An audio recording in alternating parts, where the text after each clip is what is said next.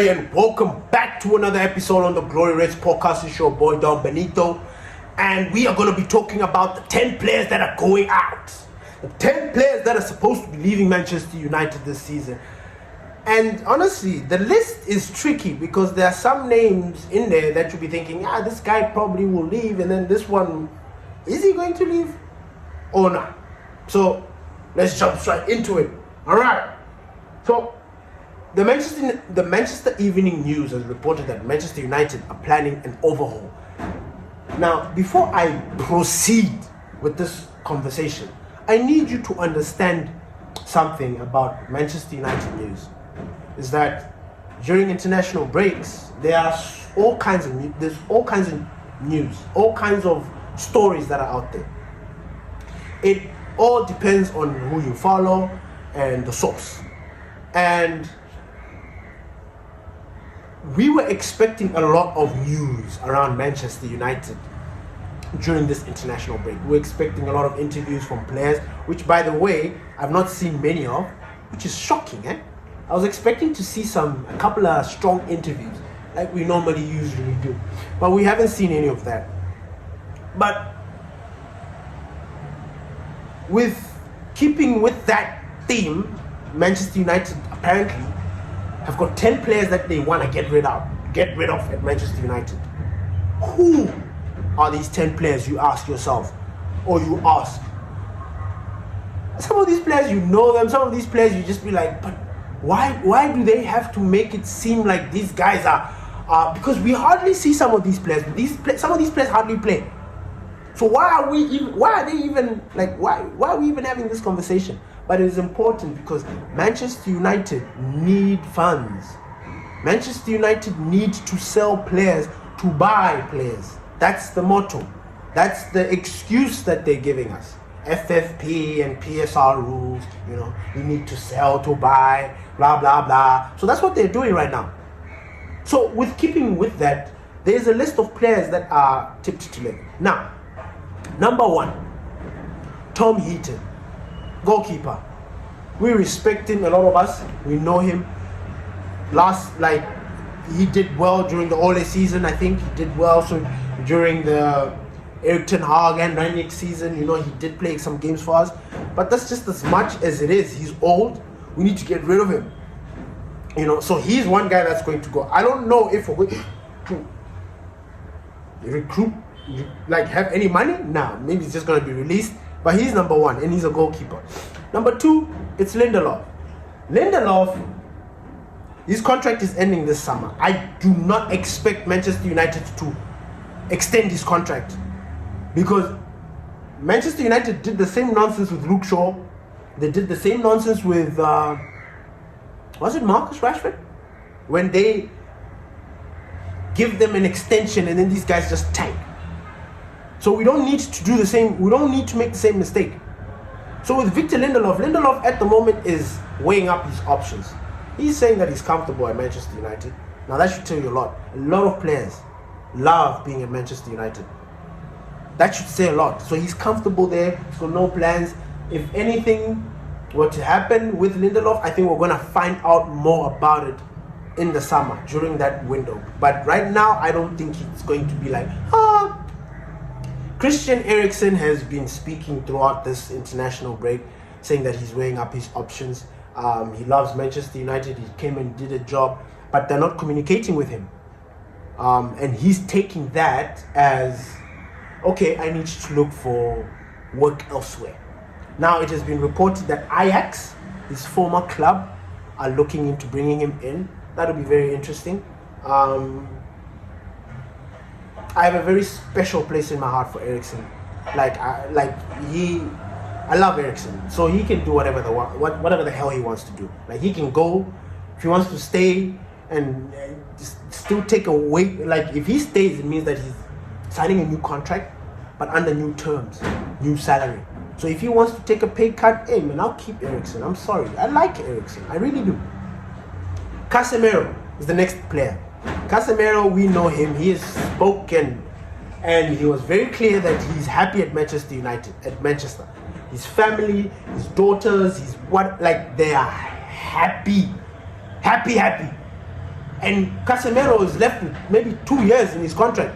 I think 2 years, 2.5 years left in his contract. So he's still going to be here. But we're thinking about, his wage bill, man. He's one of our highest earners, or his joint highest earner at Manchester United with 350.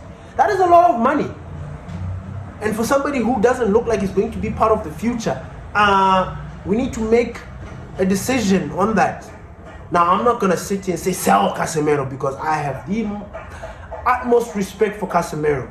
I don't want him to one day find this video and be like, this bastard said this about me.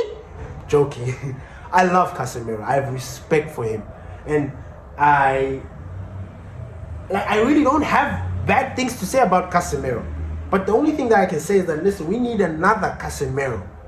We have Ugarte, but Ugarte is just not Casemiro. He does the job, but he's not Casemiro, if you know what I'm saying. We need another Casemiro, if you know what I'm saying. But that's a story for another day. Next player, Antony. What's Antony's story? Antony went to Real Betis and he is flying. First 3 games, 3 goals, 3 assists, like he is doing the business. And which is good. Which is good, because we wanted to find out if it is Manchester or it was the player.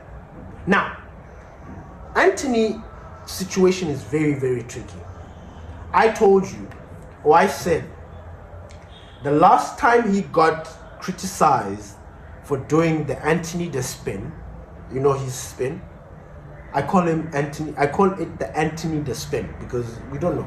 But the time when he did the Antony the spin and he didn't pull off the pass, he got pelters for that. He got assassinated on social media because of that. He was destroyed. From that day, he's never recovered. I kid you not. He never recovered from that humiliation or from that barrage. And it never stopped. It kept on coming in different ways. And he wasn't helping himself as well with his funny antics and all that other jazz. He wasn't helping himself. Fell out with a couple of injuries, kept on getting injuries, coming in back and forth. Mind you, when all this was happening, people were leveling up. We had Ahmad here who was like, listen, fighting for his life, fighting for his position, wanted to be a starter, gets his starter, boom, never looks back. This side we had Rashford, who was sort of looking like he was trying to do something, fighting out or duking it out with Garnacho. We had options. We had absolute options. Antony was an option that was there, but we hardly thought about, because we're like, this guy, like, what's going on? But he showed us glimpses. Just before he went on this loan move, he showed us glimpses of understanding, first of all, the new system. That wing back position, or in that number 10 position. He was understanding it. And it looked like when he came on making his substitution, I was happy.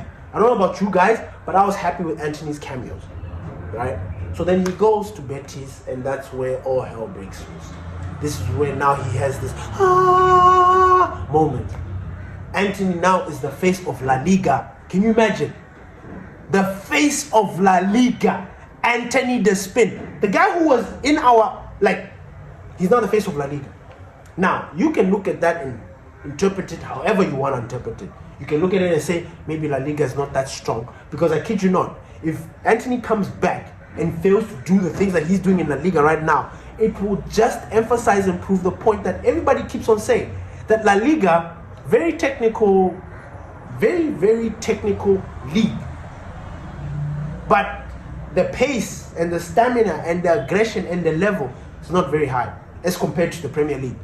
The Premier League, it is just gung-ho, heavy metal. It's just frantic stuff. You blink in the Premier League, you miss. That's how it is. So if Antony comes back and then he starts delivering, and then just goes back to being the person that he was, it will say a lot about him as a person and about the league. Because number one, for him, it means that he cannot break out of his mental barrier. We don't need players that cannot overcome trials, and tribulations. We need players that can rise above that. So if he cannot do that psychologically, then he's not a Manchester United player. So he can stay. However, Real Betis are happy with Antony. Antony, however, does not have a buyback obligation. Real Betis have got no buy option for Antony, meaning Antony is coming back home. After he's done with his peace job there in Real Betis, he's coming back home. He's coming home. We're coming to take care of him. Now, Betis want him. They want him. Like, he has indoctrinated himself into that team. He has formed this bond with the captain, Isco. Isco used to play for Real Madrid. He fell out because I guess there were better midfielders at Real Madrid. But you look at Isco this season, Jesus Christ. Jesus Christ of Nazareth. Isco is on fire. He is on fire. He's the captain.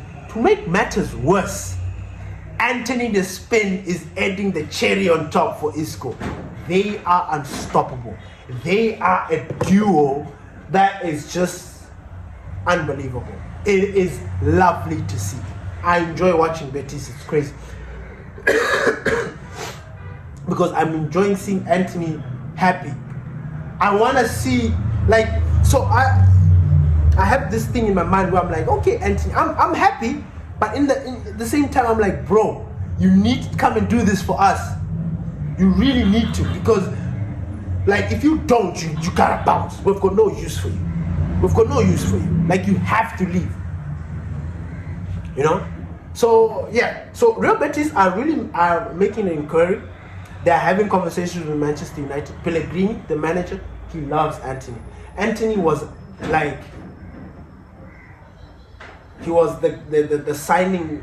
Honestly, he was the signing of their signing. He's really doing the business there. He's helped them, really truly helped them. And I don't know, but there's no option to buy there. Betis cannot do it. Once his loan deal is done there, he's reporting back to Manchester United. He's our property, in other words. Yeah, he's our property. He's our employee, so he will be back there. So Antony will still wait and see. However, if those guys do come in and buy Antony, I think Antony will cost around 30 to 35 million, somewhere along that. 25, I think it will be a piss take because he's still 26, 27. He's still young. And I still believe that this guy can still do stuff. I really do. The next player on this thing is Marcus Rashford. Marcus Rashford is also another player that is tipped to leave, probably stay at Aston Villa permanently. Rashford one is a tricky one because I'm not too sure if he has the buyback option, because it seems like he does, but I don't know where. I don't know if I didn't read it or I didn't see it, but I never read anywhere that said that there's a buyback option. I always have this feeling that Marcus Rashford will just come back to Manchester United, and it gives me nightmares. It makes me, wake up. Because I don't want him back. I'm done with Marcus Rashford. The party's over. Bye. Even if you go out there, Aston Villa, and fucking do a 40 goal season. If you go there next season, then you score 40 goals for Aston Villa. Man, good for you, because we all knew you're capable of that. You just didn't want to do it at Manchester United. You didn't. You wanted us to beg you. We're done begging players now. We've got Ruben Amorim. It's his way or the highway, or you full tech. It's like that. So Marcus Rashford will still be. We'll still wait and see. Jadon Sancho. I told you, Jadon Sancho is staying at Chelsea. He's not coming back. There was a crazy rumor that Chelsea were thinking about terminating that contract, sending him back to us. I was like, why? But why do clubs feel like they can do whatever they want to do with Manchester United? Why? And what is our club doing? What is German and Wilcox and Barada and all these bells for? What are they doing? What are they doing to make Manchester look like we are a powerhouse? Nothing. Nothing. So Jadon Sancho is not coming back. If something changes, if he happens to come back to Manchester United, then we have missed something. But as of the reports and everything that's coming out, Jadon Sancho will not be returning to Manchester United, which is a get in, stay away one time. Another player that is tipped to leave the Manchester United is Jonny Evans. Jonny Evans, y'all know, academy player as well, played during Sir Alex Ferguson, left, went, I think, to West Bromwich Albion, went and played for Leicester, came back, is doing a job for us. He's one of the oldest players in the club, but he's a utility backline player. If we need Jonny Evans does the job. He understands his role. I don't think there's any complications when it comes to Jonny Evans. So I'm happy with the Jonny Evans situation. Like, even if we're going to keep on giving him 1 year, like, if he wants to be there, like, hey, like, just don't take a lot of money. You know, it's that simple. But again, at the same time, I believe that Harry Maguire is the new Jonny Evans for us. I think moving forward, Harry Maguire, like, I'm keeping Harry Maguire. I don't want to get rid of Harry Maguire. I'm saying this right here, right now. I don't want to get rid of Harry Maguire anytime soon. Like, if we are going to do that, we need to really replace him with somebody special. So I don't want to get rid of Harry Maguire. Harry Maguire should have the journey that Jonny Evans is having. Giving him 1 year contract, like, yeah, 1-1. Because I believe that Harry Maguire will continue being a solid player. Like, the system suits Harry Maguire to a T. It does. He just needs to be that big boy there in the middle and just do those things. He's got people who will help him. The system is perfect for Harry Maguire. So Harry Maguire is the one player that I would see would take over that role of being that senior defender that, you know, we can offer him a contract like 6 months or a year, 1 year, you know, that kind of thing. That's how I see it. The next person is Roberto Carlos. Roberto Carlos, he's back training, right? We've heard that. He's back on the grass, as they say. We're still waiting to see if he's fit enough to play. We're still waiting to see if he's going to make his debut. Not his debut, sorry. If he's going to return and be like a regular. You know, but he's somebody also that was on that list, which is very tricky because a fit Luke Shaw is a very unplayable Luke Shaw. He's a very fantastic Luke Shaw. His injury crisis is the only issue that I can say has put him in this situation, because other than that, his playing capabilities and his attitude and whatever are all top. People like him at Manchester United. It's just this injury situation. And with him turning 30, you know, getting into that 30-year mark becomes a totally different ball game. So we don't need to be wasting time. We need to make a decision on Luke Shaw. And when I say decision is that we can't give him a new contract. We can't. He needs to go. Like, he needs to go. He's already missed almost a year of football, a year and a half or something like that. You know, because he's Euros, you know, that thing. Like, nah, Luke Shaw needs to bounce. But if he's going to remain fit, then they shouldn't extend his contract. They shouldn't give him that contract extension like they did in the beginning. Last but not least, Tyrell Malacia. Tyrell Malacia is a tricky one. I say it's a tricky one because the lad is young. He had that horrific injury that kept him out of football for almost a year, for the whole season. And with his attempts to trying to get back, he injured himself, he aggravated himself again. He tried to get his own medical, what's the terminology that they use? He wanted to get his own, like a second thought. So instead of following the protocols of Manchester United, he went with his own head. And then did his operation, got injured again, aggravated his injury, which is why he stayed longer. And then this time when he did that, when he got injured, reported back to Manchester United. Manchester United paid attention, were monitoring him. He had no excuses. Couldn't be running a house. They were using their doctors and everything. He got back, started playing. Now, obviously, Ruben Amorim was really trying to get him to play. He was, and he was doing a good job. But you look at Tyrell Malacia and you'll be like, hey, is he ever going to be that guy again? Like, what's the story here? Now, obviously, I'm assuming Patrick Dogu coming in was a sign that we need players of Patrick Dogu's. I don't know if Tyrell Malacia can't do that job.